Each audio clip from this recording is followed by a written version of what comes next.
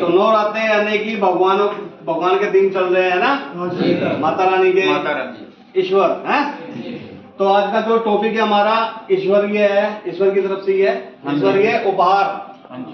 ईश्वर का जो उपहार है वो सबसे बढ़िया तुम्हारे को ये मिला हुआ है, क्योंकि तुम्हारे पास सब कुछ बढ़िया है, तुम्हारे हाथ पैर है ना, हर एक चीज है, तुम हर एक काम कर सकते हो। जी सर। भगवान का दिया हुआ उपहार है ना ये सब कुछ बढ़िया, बड़े चंगे हो एकदम बढ़िया तरीके से। और इंसान का जन्म मिला हुआ है, सबसे अच्छा उपहार तो ये है कि तुम बहुत कुछ कर सकते हो। ईश्वर ने तुम्हें भेजा है कुछ करने के लिए, ठीक है।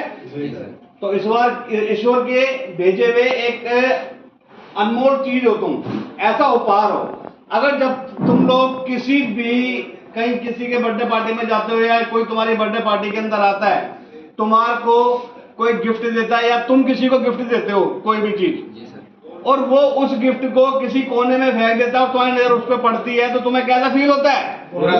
दिल दुखता है। ठीक उसी तरीके से ईश्वर को भी दुख होता है, क्योंकि तुम लोग यहाँ भेजे हुए, जो धरती के ऊपर भेज रखा है तुम्हें एक इंसान का जन्म देके, और तुम्हारे को सब कुछ बढ़िया तरीके से दे रखा है, हाथ पैर आंख नाक कान, बढ़िया शरीर, बढ़िया शिकल सूरत सब कुछ दे रखी है।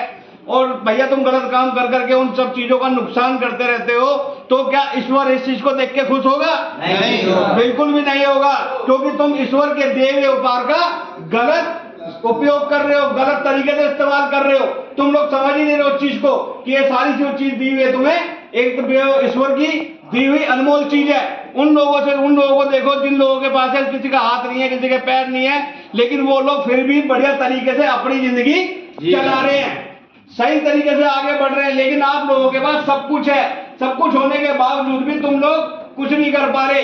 तो भाई साहब, ईश्वर ये सब चीज देख के हमें तो कभी भी खुश नहीं होगा, क्योंकि आप लोग वो दिया हुआ उपहार का एकदम गलत तरीके से उसका इस्तेमाल कर रहे हो।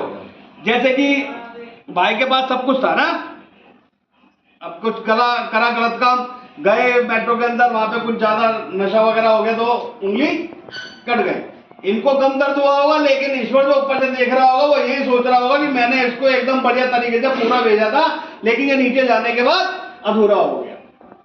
ऐसा तो उन्होंने कहा नहीं था, उन्होंने भेजा है तुम्हें कुछ खास काम करने के लिए, बढ़िया